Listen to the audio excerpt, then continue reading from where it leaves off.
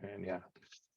Muy bien, pues bienvenidos a este Security Overview de Kubernetes. ¿Vale? La presentación la he hecho entera en inglés, pero yo voy a hablar en español para que, bueno, si alguien tiene algún problema o tal, que me lo diga y podemos pasar al inglés sin problemas. ¿Vale?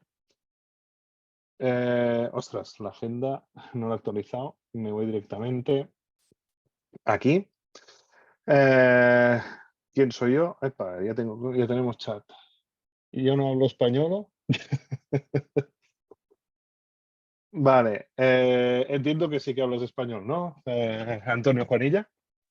Es broma, es broma, es broma. Vale, vale. Bueno, seguimos.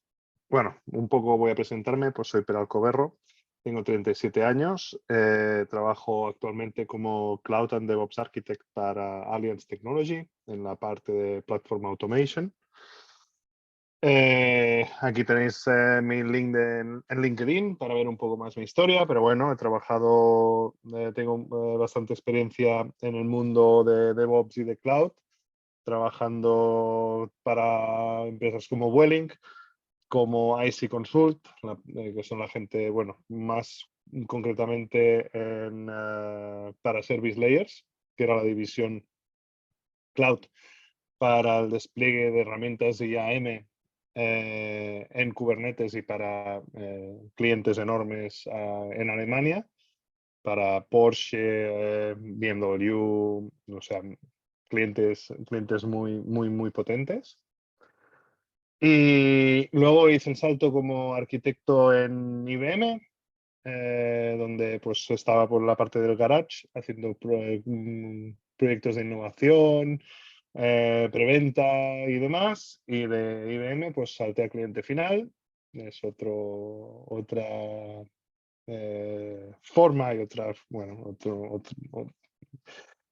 forma de ver las cosas y de trabajar en Allianz, que bueno, no es que sea un cliente final pequeñito, es un monstruo bastante grande. Y allí, pues, lo que hacemos básicamente es proveer de todo el toolchain, de todas las herramientas para los despliegues de forma masiva en cloud y concretamente en AWS NKS, ¿vale? Referente a esto, os comento que voy a ser speaker de la DevOps Barcelona y vamos a explicar juntamente con Oliver Tena, que es bueno, el otro chico que también es Product Owner en la misma área, ¿vale? Somos los dos Product Owners.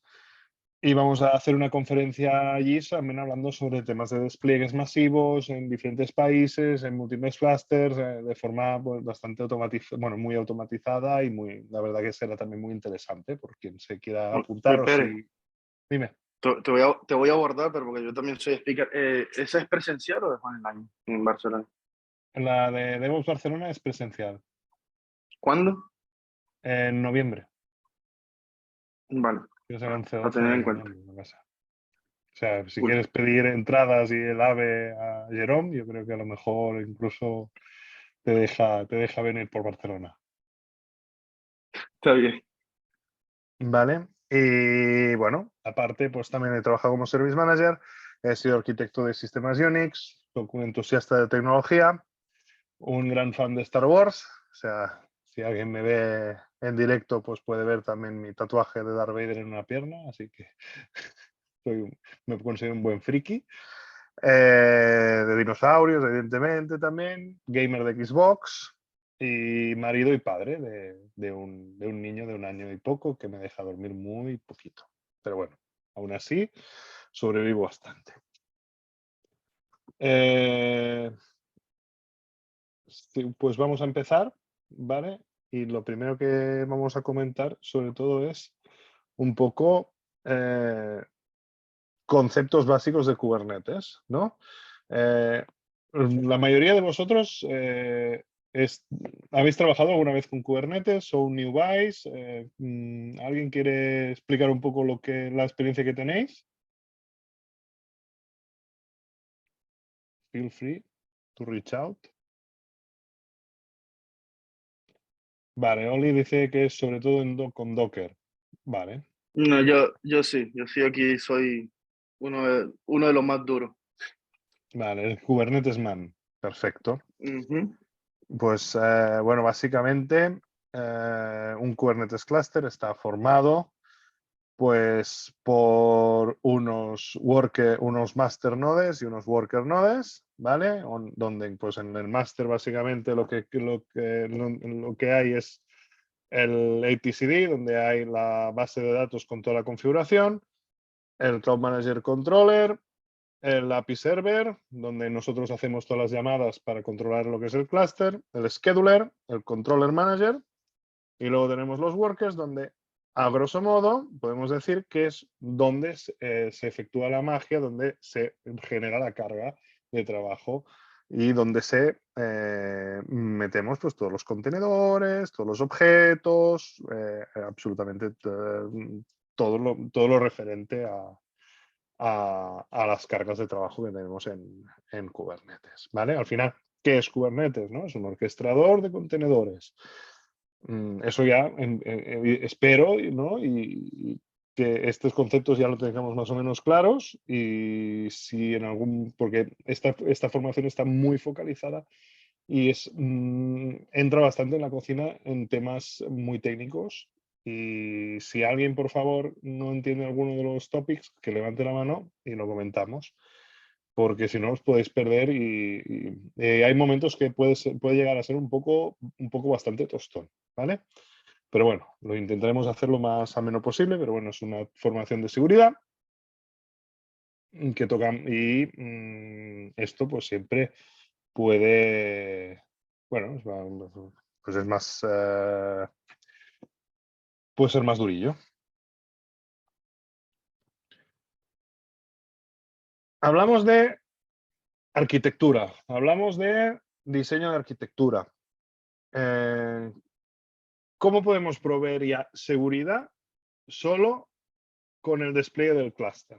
Pues básicamente teniendo muy claro cómo funciona la arquitectura de un clúster de Kubernetes y sobre todo si utilizamos alguno de los sabores que nos dan la cloud pública. Aquí, por ejemplo, este sería un diagrama de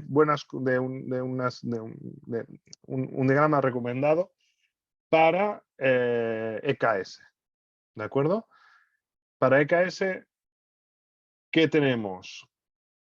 Básicamente el EKS Control Plane, que sustituye cualquier nodo master que pueda tener el clúster si estuviera montado on the hardware. Y esto se conecta directamente a una VPC donde tenemos toda la magia. Tenemos nuestras subnets públicas, donde generamos la comunicación hacia afuera, y las subnets privadas, donde almacenaremos la mayor carga de trabajo y que requieren pues, de unas XNI para poder vincular o para poder accederse desde fuera, que no deberían, porque son subnets privadas y es donde tiene que haber la carga más privada y más de una forma más securizada. ¿Vale? Y evidentemente, pues aquí le podemos ya generar una complejidad mucho más alta, generando, pues, o teniendo muy claro cómo generar las subnets a nivel privado, cómo generar subnets a nivel de pod, cómo generar subnets a nivel de worker. ¿Alguna duda hasta aquí? ¿No? Vale. Claro, esto a Bien. nivel de Kubernetes. Y mete, ok. El XGeni, perdona, ¿qué significa? ¿Qué significa? Las XNI, al final, una ENI es una interfaz de red. Ah, vale, las interfaces de red. Exacto. Las XNI son interfaces virtuales privadas que tienen acceso directamente, o sea, que el control plane tiene acceso a ellas. Para encontrar, pues, si vas, por ejemplo, al EKS Control Plane, puedes ver, pues, el número de nodos que tienes, el número de cargas que puedes llegar a tener, el número de pods, etcétera, etcétera. Pero que sí que pueden llegar a acceder a la parte privada. Ok. Y vale, uso las NLB. ¿Y por qué no tienes alguna ALB? Porque esto es un diagrama básico, ¿vale? Ah, vale. Ya, tranquilo, si yo te abordo cosas, es porque No, no, son las no, que veo, tranquilo. feel free. No, no, aquí ni hablo de ALB ni de NLB. Esto ya es el tema de publicación de servicios, donde pues a lo mejor podemos llegar a tocar alguna pincelada más adelante. Pero Ah, bueno, ahora lo que nos vamos a enfocar sobre todo es en el siguiente punto, que es en las OWASP. ¿Alguien conoce qué es ok, OWASP? yo sí. Vale, pues Otra persona que no esta, sé yo, por favor, chicos. bueno, OWASP es una agencia, entre comillas, de ciberseguridad a nivel informático y donde pues, busca la excelencia a nivel de ciberseguridad y que, bueno, pues encontramos best practice y sobre todo el top 10 que es lo que vamos a tratar en esta formación sobre todo, de por dónde puede ser vulnerable un clúster de Kubernetes y además evidentemente otras cosas, como por ejemplo pues OWASP. eh, uno de los plugins más famosos que tiene OWASP es el de Mod Security, donde podemos directamente cargar todas las OWASP rules para poder securizar mucho más entornos como, pues, por ejemplo, un Nginx, un Ingress, etcétera, etcétera, ¿no? Pues OWASP ha dictaminado este último año de que en 2025 el 98% de clústeres de Kubernetes van a ser vulnerables, tal y como está eh, visto desde hoy, ¿no? ¿Por qué? Pues muy probablemente por este tipo de vulnerabilidades, por configuraciones mal realizadas, configuraciones pobres, configuraciones que no están al día con lo que podríamos realizar, ¿no? Y luego lo que presentan es el modelo de queso suizo, que es que si tú tienes un hueco en una layer, como lo más seguro es que tengas otro back en la siguiente, en la siguiente capa. Y por lo tanto, como un queso suizo lleno de agujeros, tú puedes llegar a hacer una vulnerabilidad end-to-end y llevarte todo lo que quieras de este clúster. Entonces, ¿cómo evitamos esto? Pues con unas best practice y con una serie de reglas y con una serie también pues, incluso de softwares, incluso de herramientas que nos puedan ayudar a ello. Y esto lo vamos a ir hablando en las siguientes slides. Vamos a empezar por la primera. Por las Insecure Workload Configurations. Estas vulnerabilidades, ¿en qué consisten? Primera de todo, ¿cuántas veces tenemos pods funcionando como root? Mil y Esto una, excepto en grandes escalas. En grandes es, organizaciones está más segurizado. es horroroso. O sea, es uno de los mayores bugs de seguridad que pueda haber. Por favor, no utilicéis root. Deshabilidad root en vuestros contenedores. File systems siempre o deberían ser, should be used como read-only. ¿Por qué? Pues porque cualquier proceso malicioso y demás, pues podría directamente escribir en el host. Y luego, otro de las grandes verdades. No utilizar contenedores que vayan con el security context en privileged. ¿Por qué? Porque el privilege lo que te permite hacer es acceder completamente al host. Es decir, podemos listar incluso todos los procesos que pueda estar ejecutando el host donde se encuentra este contenedor. ¿Vale? ¿Cómo prevenir?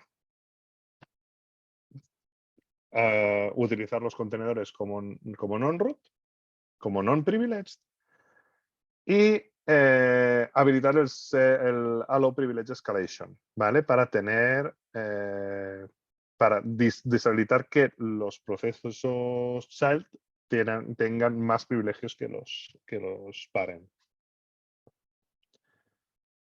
¿Vale? Y sobre todo, pues, utilizar los pod security standards para minimizar privilegios al pod. Esto es clave. Y luego también, desde que las pod security policies y las network policies han sido deprecadas, pues el Open Policy Agent también es una herramienta que puede ayudar mucho a poder securizar, a poder quitar los privilegios, los permisos de estos contenedores que puedan realizar cosas malvadas.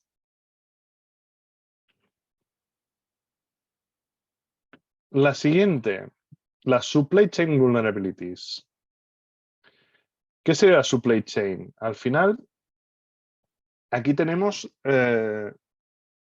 tres puntos. La integridad de las imágenes, es decir, que donde la imagen que utilizamos para generar para tener nuestro contenedor tiene que ser una imagen íntegra y tener una imagen que sea... Ay, perdón, Oli, no te he leído. Volvamos a la anterior. ¿Puede ser que por necesidades del proyecto tengas que usar privilege?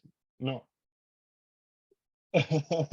No, o sea, se tiene que utilizar de alguna otra forma. Yo me he encontrado incluso, pues mira, esta semana, que me he discutido con otro arquitecto que montó una solución de seguridad y el producto corría como root en un contenedor.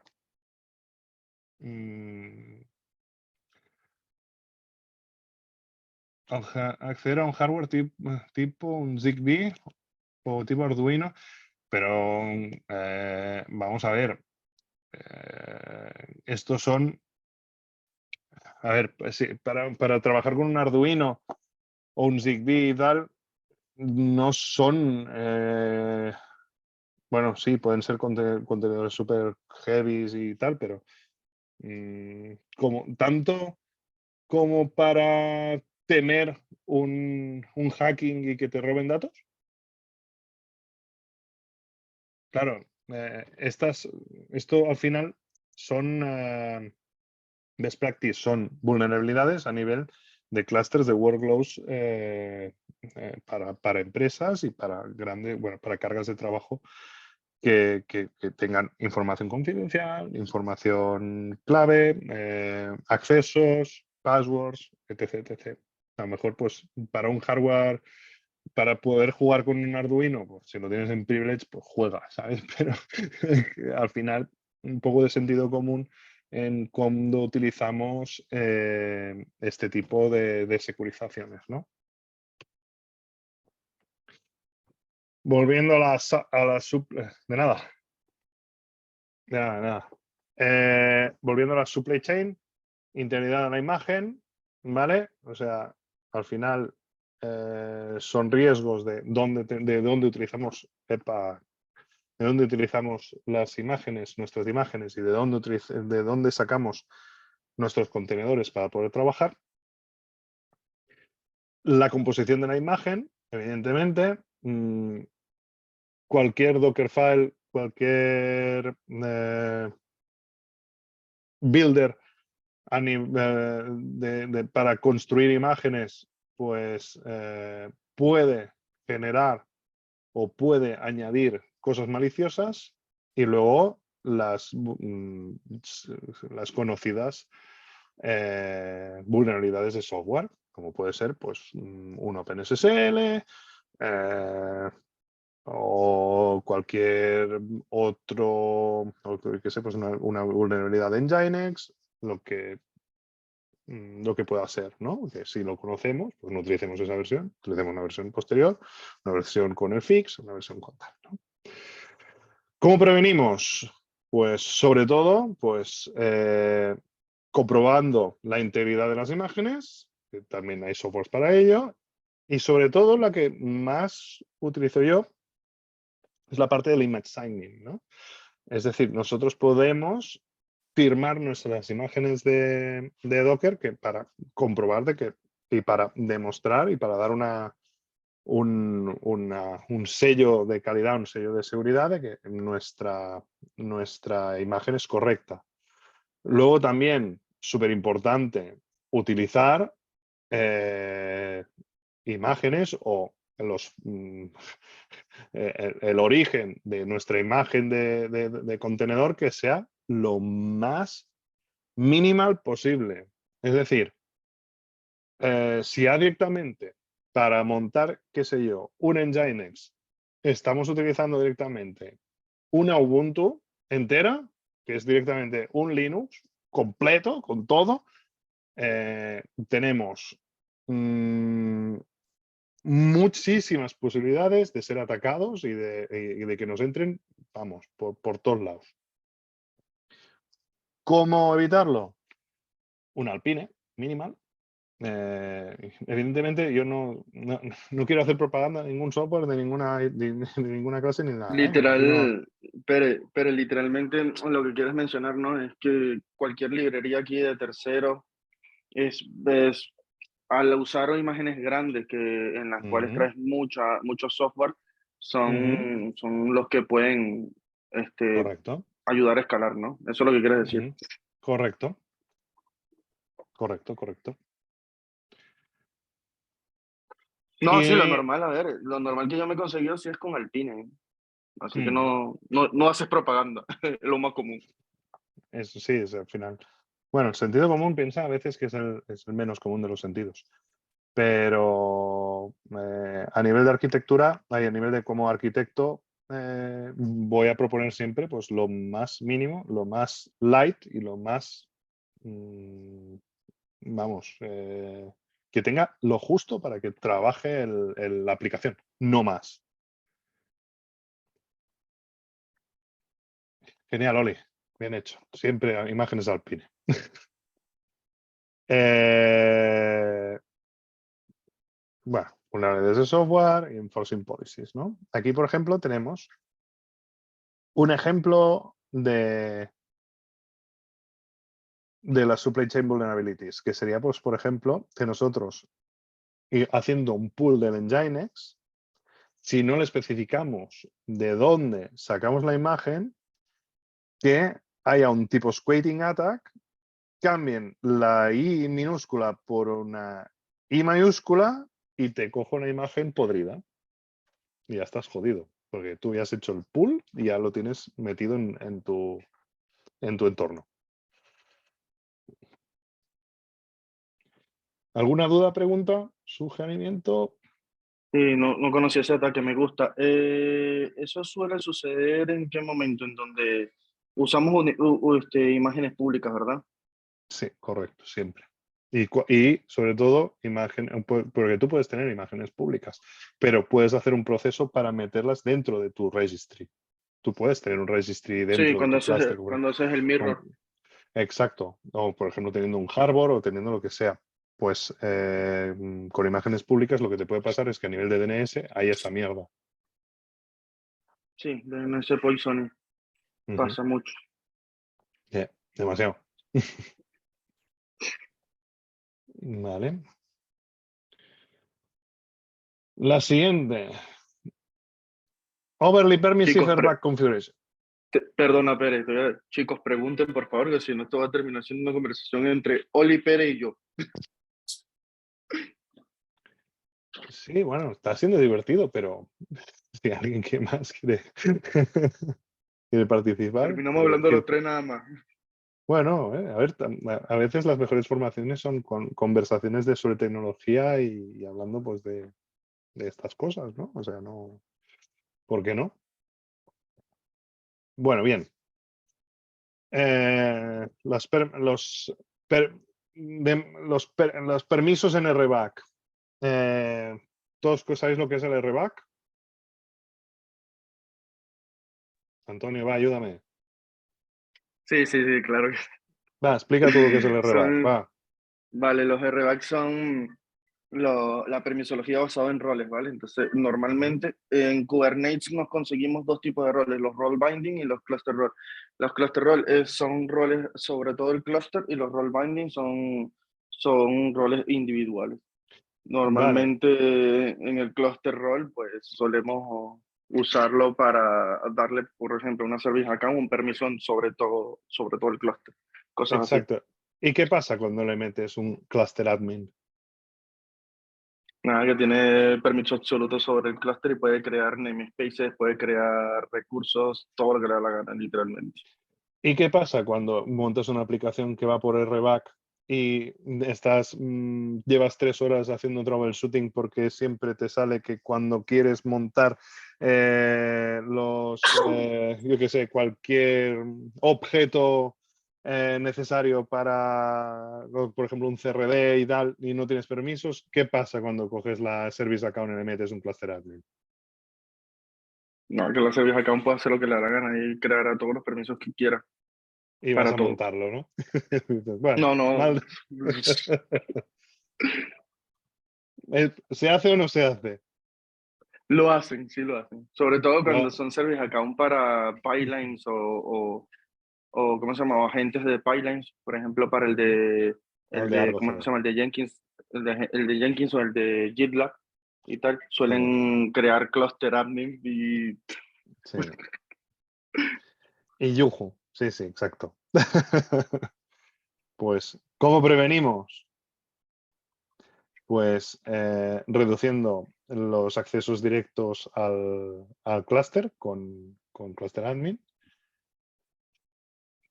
Casi como IAM y tener acceso a admin, sí, claro, exacto, es literalmente lo mismo, pero el exacto, IAM sería basado en la cloud completa, mientras que exacto. este sería basado en el clúster de Kubernetes, tal Que, cual. que esto, que esto también hablaremos. Esto también hablaremos.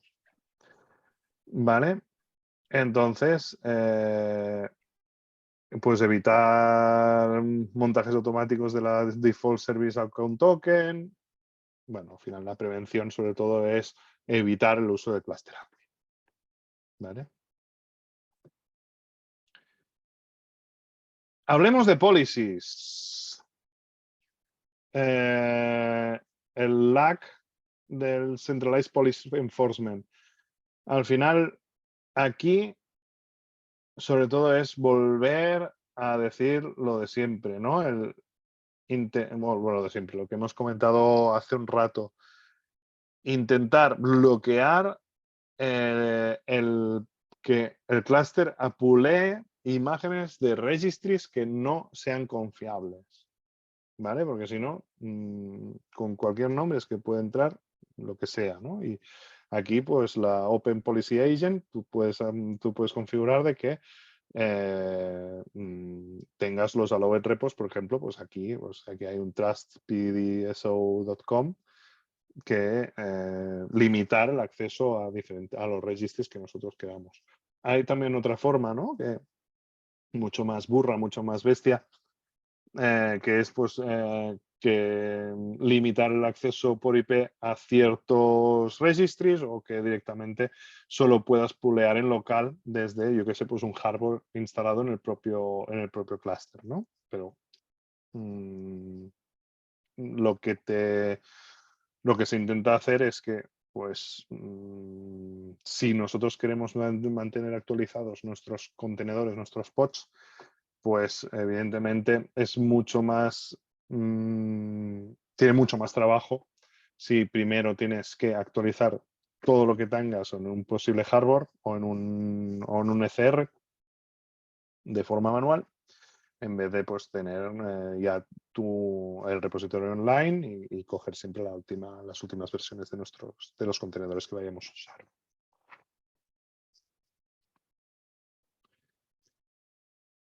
Logging inadecuado. ¿Cuándo pasa esto? O sea, log well, live well, ¿no? Como tenemos aquí en este meme. Todo lo que tengamos en observabilidad, todo lo que tengamos en control, en logging, en monitoring, es clave.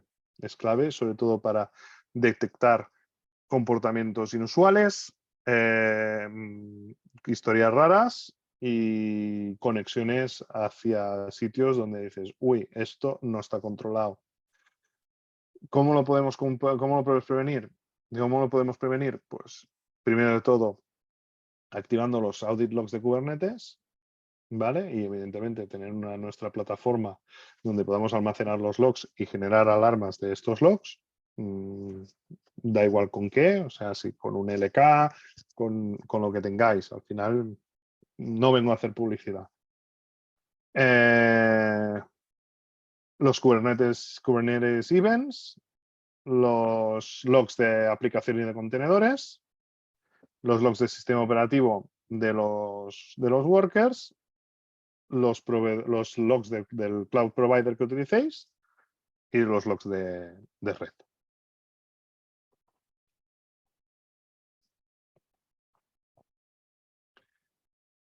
Mecanismos rotos de autenticación. Pues al final volvemos un poco también en lo que es la parte de las service accounts, ¿no? Si nosotros tenemos mal configuradas las service accounts y las formas de autenticación, podemos jugar a reventar cluster. Perdona, Oli, te leo siempre tarde. Lock es un arma de doble filo, que lo mismo por poner demasiado lock en estás haciendo data leaks de tus datos. También hay que tener cuidado con lo que se exponen en los logs. Evidentemente, también decir, ¿no? Que demasiada información es desinformación. Pero al final lo que tienes que tener claro es qué logs poner. No hace falta poner todos los logs. Eso iba a decir yo, o sea, normalmente los logs que uno mete aquí suelen ser lo que lanza, lo que pone aquí el mismo Pérez, ¿no? Lo que lanza el systemd o lo que lanza el std out de tal, y eso es todo lo que acumulas en los logs para luego lanzar. De igual forma, la parte de monitoring es también cuando chequeas todo ¿cómo se llama? La salud de los nodos y todo al respecto, ¿sabes? Entonces, no, tú no estás Correcto. metiendo info de más aquí como tal, así. Porque Exacto. supongo que hablas a nivel de logs de Kubernetes, ¿no? No de aplicación. Correcto. Aunque Correcto, también ¿no? hablo de Claro, entonces, aplicación y container logs. ya.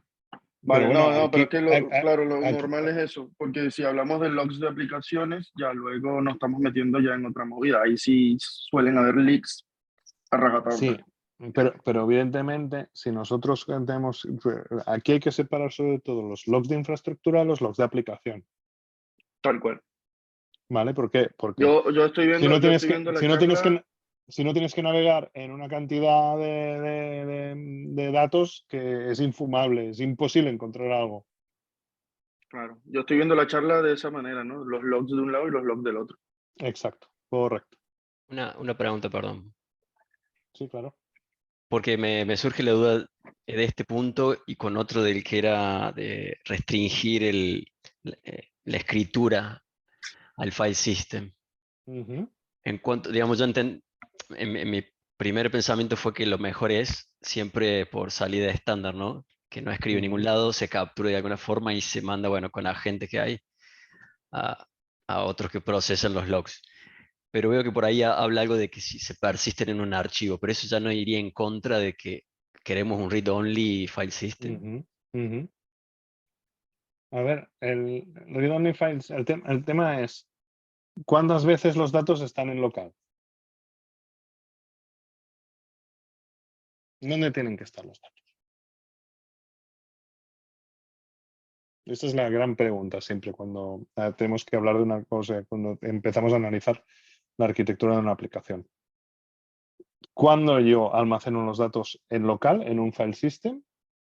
No, no, Y no es el deber ser, nada más en desarrollo y como mucho en desarrollo. O sea, lo normal y lo que enseñan en arquitectura. Ajá, pero dime. ¿por qué? Porque si tenemos N 1000 bases de datos de todos los sabores y todos los colores, Ya, por ¿por qué no practicidad podemos, o tal. por qué no se estructuran los datos como tiene que ser? Y en el file system que tengamos, yo qué sé, un archivo de configuración para que levante la aplicación. Que tampoco debería, que debería ser un config map. Pero evitar sobre todo los montajes de storage que sean completamente evitables. Que por algo pues existen las bases de datos, por algo existen las bases de datos documentales, relacionales, vamos, de todos los sabores. ¿Vale? Entonces, ¿limitar el acceso a file systems? Pues sí, siempre. ¿Y que pueden ser lo máximo como lectura? Siempre. Que no hay más y que la arquitectura de la aplicación no permita hacer, porque también me lo he encontrado, pues no hay más. Que no es compatible, por ejemplo, yo qué sé, montamos un file system para almacenar el estado de la sesión. Pues, coño, ¿por qué no montamos un Redis? ¿Por qué no montamos una caché como toca para poder almacenar este tipo de datos volátiles en vez de utilizar un file system ahí, un ficherito ahí? Todo depende de la arquitectura de la aplicación, evidentemente. Y Diego, ¿con esto te contesto todo o me dejo alguna cosa? Que estoy un poco saturado, estoy un poco espeso. No, no, está bien, sí, sí. Para todo que se escribe en el file system siempre existe una alternativa. Siempre. Bueno, para todo Y- realmente hay una alternativa. o minimizarlo, digamos, de Mm, configuraciones, Ya, properties, la mm, mínima que es que es puede tal cual lo que levantar dice. y que se conecte a otra cosa para obtener la configuración completa y use, no sé, config map o algo así, digamos. Nunca, correcto. Exacto. nunca Es que que dependa todo, es mucho. totalmente lo que dice, es totalmente lo que dice Pedro, o sea, no, realmente ni siquiera es necesario almacenar nada en local, en tu escritorio, en lo que sea, X. O sea, realmente son malas costumbres, o malas practice, ¿no? Bad practice de la gente por querer ver cosas o para luego, ¿sabes? Y luego lo dejan por Ujú, ahí. ujú.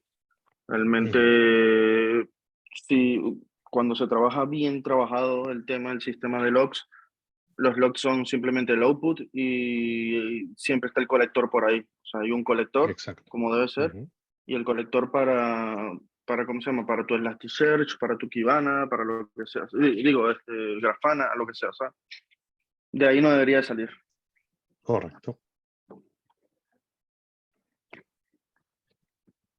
Sigamos. Eh, lo que estaba diciendo, ¿no? Aquí volvemos a lo de las service accounts y demás, que es pues básicamente pues es utilizar métodos de autenticación al clúster basados en OpenID Connect y y evitar utilizar certificados, porque los certificados al final no es la forma, bueno, no está recomendado, sinceramente, para poder, para trabajar con Kubernetes, ya que, como dice aquí, ¿no? Un certificado puede ser utilizado como un break glass authentication mechanism, pero no para un primary auth. Es decir, pues puede ser utilizado para firmar otras cosas, pero no como un mecanismo de autenticación. ¿Vale? Y sobre todo también una de las grandes best practices de la historia es el enforce el MFA, que siempre hay múltiples factores de autenticación. Esto es, sin lugar a duda, uno de los mejores métodos para autenticarnos a nuestro clúster.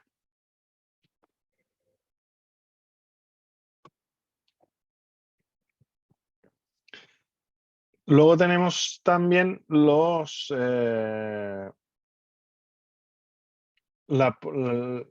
falta de control de segmentación del networking, ¿no? Que aquí tenemos varias formas que tenemos para poder segmentar la red. Una es directamente utilizar un multiclustering, Es decir, nosotros segmentamos unas cargas de otras, pues poniendo un clúster y en otro, ¿no? Ponemos tierra de por medio. Utilizando controles nativos como las network policies, ¿vale? Que al final lo que tenemos aquí pues son reglas de egress con un match selector para mover, para poder dejar conectar unas cosas con otras. Y también tenemos lo que es un service mesh, ¿vale? Que al final también, pues un istio lo que te permite también es, pues, permitir hasta qué punto dejamos entrar o no dejamos entrar. Por ejemplo, aquí tenemos una rule que te deja entrar en el cluster local NS, default SA y inventory SA. Esto sería el principal, donde podemos acceder. Y el to sería la operación post. No dejaría hacer nada más que hacer un post. Ni get ni put. Solo post.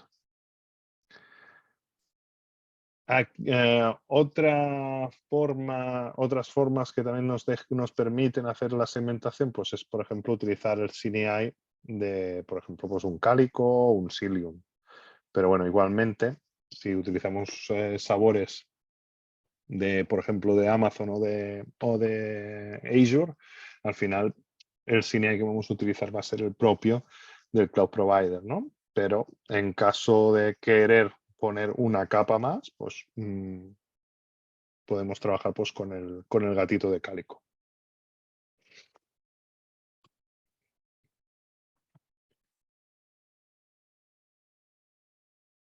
Otra gran historia, ¿no? Que sería el management de cómo utilizar los secrets. Los secrets en Kubernetes, como ya sabéis, son objetos pequeñitos y normalmente son usernames y passwords, que por defecto vienen encriptados o codificados en base 64, pero no encriptados. ¿Cómo podemos prevenir la buena gestión de secrets? Pues utilizando software a terceros, como puede ser el SOPS, para poderlos Baul. encriptar. Dígame. Chicor Baul. Chicor Baul. Uf, no te he entendido, ¿eh? Chicor Baul. Ya, no, estaba bromeando. HashiCorp Vault es una buena solución hasta que actualizas un clúster de Kubernetes. Porque luego la base de datos deja de ser funcional. He tenido muy malas experiencias con HashiCorp Vault.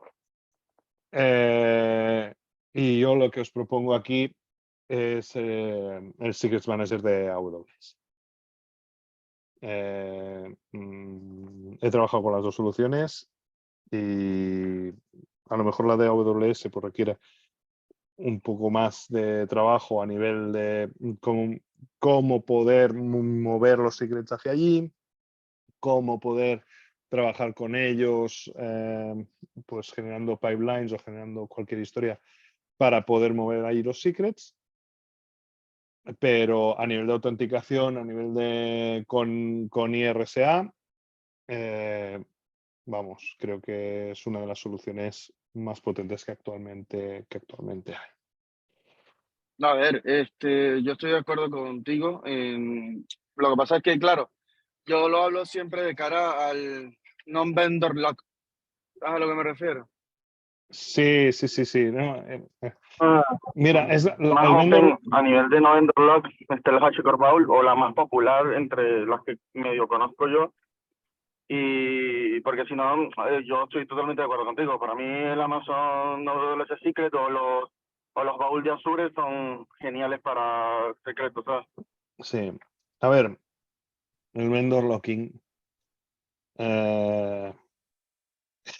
He tenido muchas discusiones sobre el vendor locking. Y al final se llega siempre a la misma, bueno, no se llega a ningún puerto. Es decir, es interesante que puedas desplegar cualquier cosa en cualquier cloud, pero esto es el mundo ideal, porque al final, si no quieres un vendor locking, no puedes utilizar EKS. Y las configuraciones de EKS no sirven para AKS, ni sirven para un Kubernetes on the hard way. Por lo tanto, en el momento en que tú escoges un cloud provider, tienes vendor locking. Aunque despliegues OpenShift, seguirás Y teniendo un esa es vendor la locking. virguería que existe en la calle. Ya. Entonces, Por eso, Julio, ¿perdona?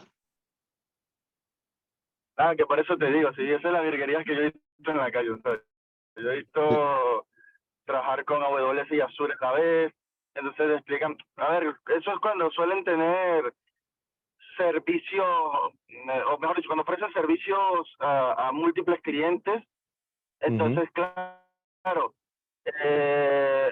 la parte del secret management te queda a ti, ¿no? Como vendedor de servicios, pero entonces el cliente prefiere usar Azure y el otro cliente prefiere usar AWS y empieza a usar soluciones no vendor locked por ese motivo, pero es como dices tú, o sea, da igual si yo a este cliente le estoy ofreciendo a Azure y le dejo todo en Azure y da igual si al otro le ofrezco todo en AWS y le dejo todo en AWS. O sea, no es necesario que yo me monte un HashiCorp Bowl para yo mantenértelo secreto. Más bien es, no sé, de vagancia o algo por el estilo. O ligas a la cabeza, pero del resto. Bueno, eso depende de lo purista que sea el arquitecto. Ya. ¿Vale? O sea, aquí lo dejo en manos de cada uno. Yo siempre voy a recomendar utilizar la mejor herramienta dependiendo del despliegue que tú tienes. Evidentemente, si yo estoy utilizando AKS, me iré al Vault de Azure. Si estoy utilizando EKS, me iré a Secret Manager de AWS. Pero si monto un OpenShift, a lo mejor me voy a Vault. O sea, al final, o por ejemplo, y si ya soy un valiente y lo monto en IKS, en IBM Cloud, bueno, intentaré que funcione, pero montaré un Vault, ¿no? Evidentemente, para cada arquitectura hay que definir un toolchain correcto. Sigamos, porque si no, nos enrollaremos más de una hora y y os vais a aburrir.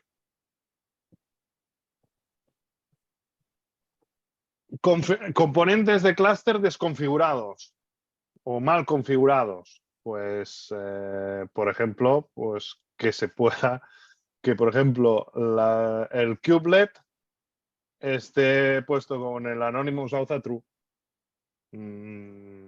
Y que el authorization mode es que sea always allow, sin un webhook o sin lo que sea, ¿no? Que el etcd sea accesible. Cosas así, ¿no? Y por último, pues lo que ya vamos comentando, ¿no? Vulnerabilidades concretas de software y componentes desactualizados. ¿Cómo prevenir esto? Pues sobre todo con aplicaciones o con productos que nos escaneen las imágenes que están actualmente funcionando.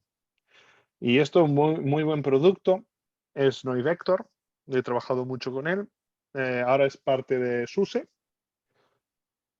perdón, y la verdad que muy interesante, muy fácil de desplegar y nos da información muy valiosa, como por ejemplo, pues eso, escáneres de imágenes en runtime, o sea que hay imágenes que están funcionando, detección de patrones extraños de conexiones, o sea, bastante interesante. Luego tenemos, ahora ya fuera de las reglas de WASP, me gustaría haceros una demo de una cosa que me pareció muy curiosa en la... Bueno, estuve este año en la KubeCon de Ámsterdam y fui a una de las sesiones de ciberseguridad de Kubernetes y salí de allí acojonado. Sobre todo con el tema del reverse shell. ¿Alguien conoce el reverse shell? Yo.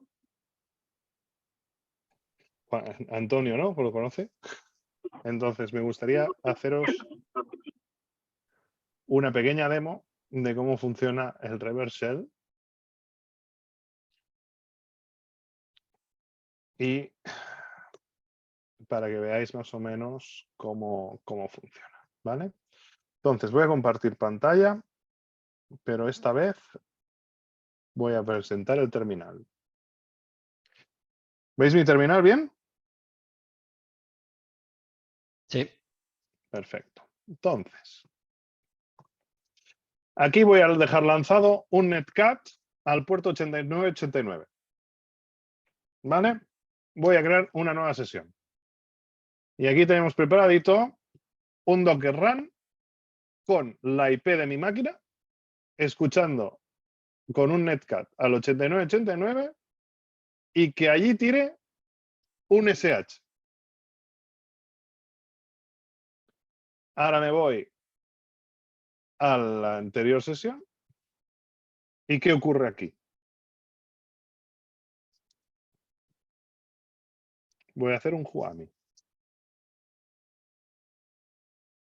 Soy root. Estoy dentro del contenedor como root.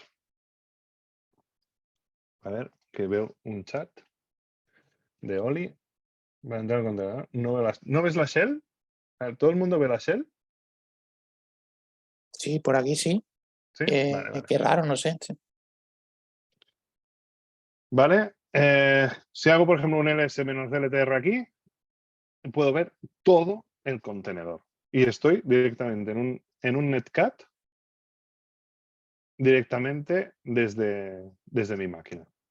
Esto es una pequeña demo desde aquí, pero esto funciona dentro de un clúster de Kubernetes. ¿Vale? Evidentemente, pues si aquí hacemos o podemos ir directamente como root, podemos acceder a cualquier log de aplicación, cualquier historia, coger un token. Peligrosísimo.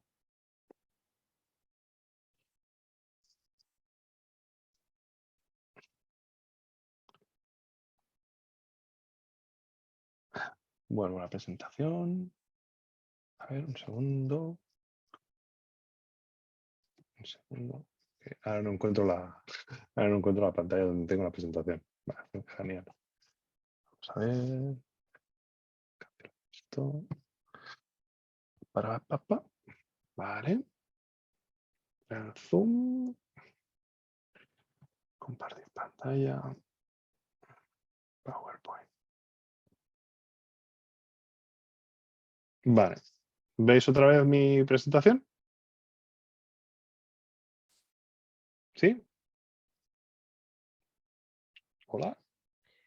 Creo que está cargando, ¿no? Se ve en negro ahora mismo. Sí, se ve un cursor, digamos. El cursor. Exacto, Vale. sí. A ver, vuelvo a compartir. Que no la esté liando. Yo creo que le he dado al wrong button. ¿Ahora mejor? Ahora sí. Ahora sí. Ahora sí, ¿verdad? No sé, la última pregunta la llegaste a responder, la de Alfredo, que no sé, que igual no me he enterado, ¿eh? Puede ser que no. Dice, lo que estabas haciendo antes, dice, ¿es a nivel pod o a nivel clúster? Pone. Lo que acabo de hacer es a nivel pod. Es a nivel pod. A nivel contenedor.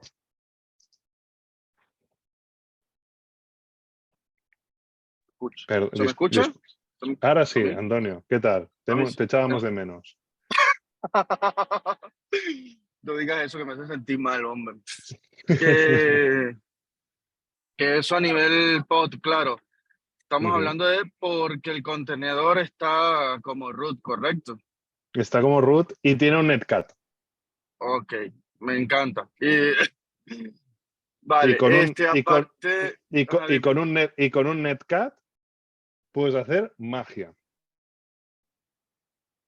Claro, o sea, un Ubuntu ahí corriendo, el Netcat ahí abierto y a tirar para adelante. Y lujo. Ujú. Otra cosa, sí. Dime. No, bueno, a nivel de pod, ¿te has conseguido con tener que escalar a nivel de pod? Ujú, Sí. ujú. Incluso si queréis os puedo pasar la presentación que se hizo en la KubeCon, que es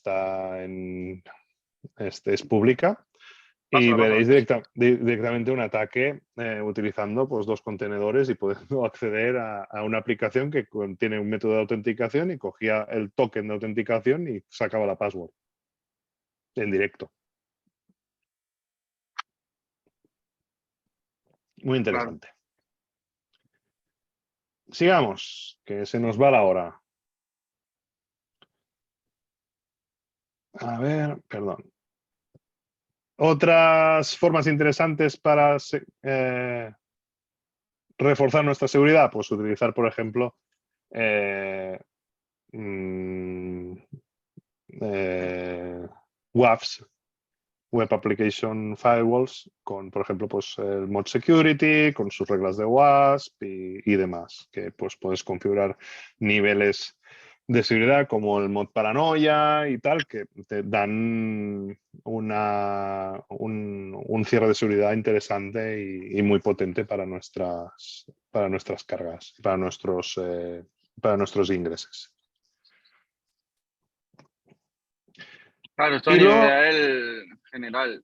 sí, a Por nivel general. ejemplo, claro, por ejemplo, el uso de Web Application Firewalls, bueno, no, en Amazon, no me acuerdo cómo se llama, que es como Sí, el Application Gateway, exacto. El Application Gateway de Amazon. Ujú. vale, en Amazon también, ok. Claro, a nivel de cloud Sí, también tienes ese componente. pero, sí, pero quería ser esta vez no vendor locking. Está bien. Vale, vale, vale. Bueno, vamos luego otra tool que me gustaría presentaros es el Checkov. A mí me parece muy interesante y es una herramienta de análisis de código, pero sobre todo para Terraform. Y a mí me pareció súper interesante para ver qué tal tenemos desecurizado nuestro código y me gustaría pues, haceros una pequeña demo de cómo funciona.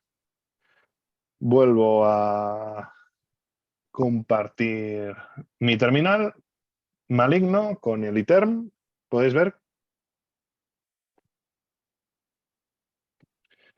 ¿Veis mi terminal, chicos? Sí. Sí. Perfecto. Muy bien. Pues me voy a, por ejemplo, a mi código de RDS para Postgre, ¿vale? Que podéis ver aquí, si hago un cat del main.tf, pues veis que aquí pues, tenemos una base de datos, código Terraform, bla, bla, bla, bla. ¿Ok? E incluso pues, con una KMS key, demás. ¿Vale? Pues yo puedo coger y ver si este código tiene vulnerabilidades. Vamos a verlo.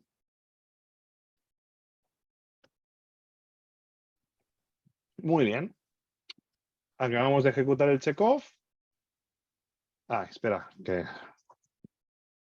Perdón.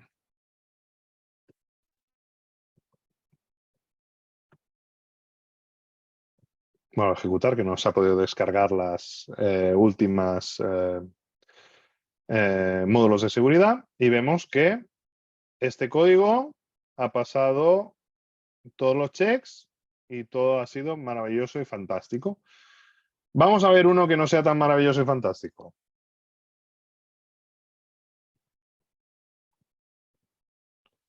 Este tiene una cantidad de historias brutal. Entonces, vamos, por ejemplo, el de... Alguno que sea divertido. Por ejemplo, el de...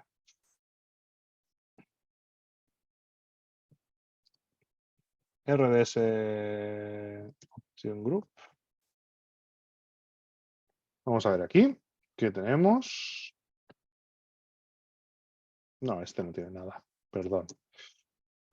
Vamos a buscar otro que esté más divertido. Por ejemplo, el de Amazon MQ.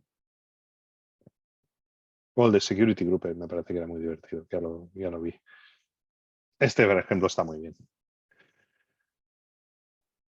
Aquí tenemos todos los fallos que podamos tener, ¿vale? Por ejemplo, que el login no está habilitado. Y te dicen qué parte del main es, de qué parte del módulo de Terraform es y cuál es la policy que deberías seguir para poder solucionar tu historia. O, por ensure MQ broker encrypted by KMS using a customer managed key. ¿Vale? O sea, aquí no tenemos una CMK, por lo tanto también te salta que este código es vulnerable. O que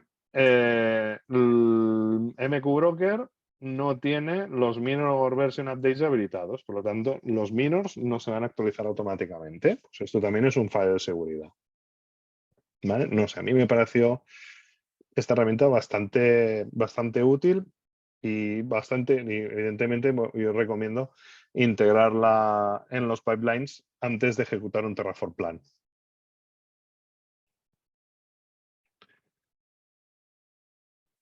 Y con esto, chicos, con el tiempo ya está siendo justo. ¿Tenéis alguna pregunta, duda? ¿Me podéis dar algún feedback de qué os ha parecido lo que os he explicado? Si ha sido interesante, si ha sido un tostón.